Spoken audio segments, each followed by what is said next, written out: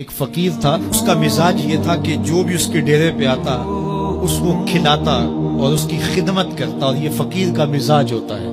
بابا بلے شاہ نے کہا تھا نا، اٹ کھڑکے دکڑ بچے تتا ہووے چلا، آن فقیر کھا کھا جاون راضی ہووے بلا۔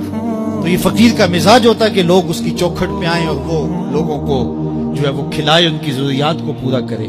تو وہ درویش تھے اور جو بھی ان کے پاس آتا اس کی خدمت کرتے۔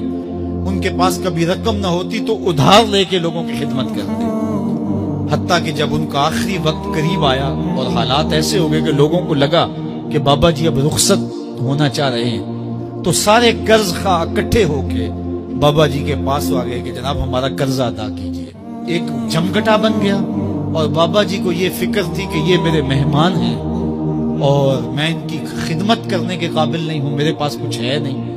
اتنے میں ایک چھوٹا سا بچہ تھا، وہ گلی میں پتیسا بیچ رہا تھا۔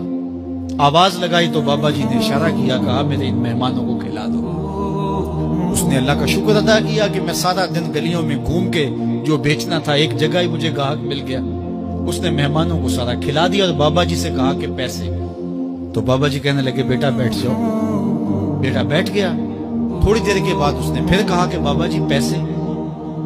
تو بابا جی نے کہا یہ سارے پیسے لینے والے بیٹھے، جب ان کو دوں گا تو آپ کو بھی دے دوں گا، آپ بھی بیٹھ جائیں گے۔ تو وہ یتیم بچہ تھا، اس کی بیوہ ماں نے اس کو تھوڑا سا پتیسا تیار کر کے دیا تھا، وہ روزانہ صبح دیتی تھی، وہ بیچ کے آتا تھا، اس سے گھر کا چولہا جلتا تھا۔ تو اس نے جب دوسری مرتبہ کہا کہ بابا جی پیسے، تو بابا جی نے کہا بیٹھ جاؤ، جب ان کو ملیں گے بیٹے آپ کو بھی دے دیں گے۔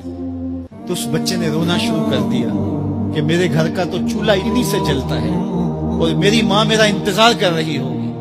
اللہ اکبر، بچے نے رونا شروع کر دیا۔ اللہ کی رحمت کو جوش آ گیا۔ کوئی شخص بابا جی کے لیے نذرانہ لے گیا، وہ تھیلیاں پیش کی، بابا جی نے بچے کو دیا، جتنے بھی قرض خواہ تھے سب کو دیا اور شکریہ ادا کیا۔ کہا جاؤ، وہ سارے قرض خواہ بولے ہم صبح کے بیٹھے ہوئے تھے، یہ نذرانے والا پہلے کیوں نہیں آیا؟ کہا پہلے تم میں کوئی رونے والا نہیں تھا، ایک رونے والا آیا، سب کا کام بن گیا۔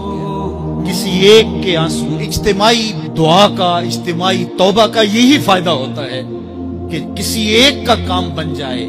یہ تجارت میں اصول ہے کہ جب کوئی کسی کو آپ سودا دے نا تو اس میں کوئی خراب چیزیں چلی جائیں تو یا تو وہ سارا قبول کرے یا سارا رد کر دے۔